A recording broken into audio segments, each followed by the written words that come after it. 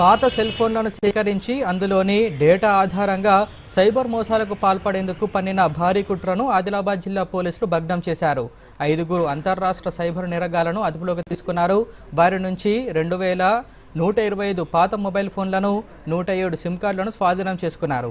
బీహార్కు చెందిన 5 ద్విచక్ర వాహనాలను 600 మొబైల్ బ్యాటరీలను జప్తు చేశారు. 6 సైబర్ నేరగాళ్లు బీహార్ రాష్ట్రానికి చెందిన వారిగా గుర్తించారు. ఇప్పటికే కర్ణాటకలో 12,000 వరకు మొబైల్ ఫోన్లను నిందితులు సేకరించారని ఎస్పీ అఖిల్ మహాజన్ తెలిపారు.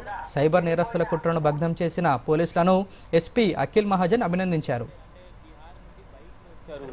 2125 old mobile phones, 107 SIM cards, 5 bikes Bihar చెందిన 600 మొబైల్ బ్యాటరీస్ సీజ్ అయినాయి.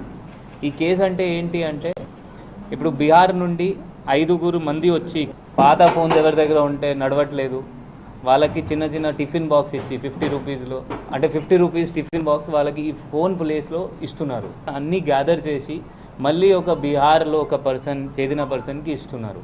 ఆ బీహార్ పర్సన్ ఈ ఫోన్స్కి వాడుకొని ఆ ఐఎంఐ నెంబర్ వాడుకొని సైబర్ ఒఫెన్సెస్ మేబీ మళ్ళీ థాయిలాండ్లో, మయన్మార్లో, కంబోడియాలో, లాఓస్లో ఇట్లయినా సైబర్ ఒఫెన్సెస్ వీళ్ళతో వాళ్ళు చేస్తున్నారు. మీకు ఏమైనా చిన్నగా అనిపిస్తుంది అటు ఇది క్రైమ్ ఉండొచ్చు, నేరం ఉండొచ్చు, మీరు 100 డయల్ చేస్తే మన లోకల్ పోలీస్ వాళ్ళు వచ్చి అక్కడ వెరిఫై చేస్తారు. దయచేసి ఈ ఫోన్ సిమ్ కార్డ్స్ కొంచెం జాగ్రత్తగా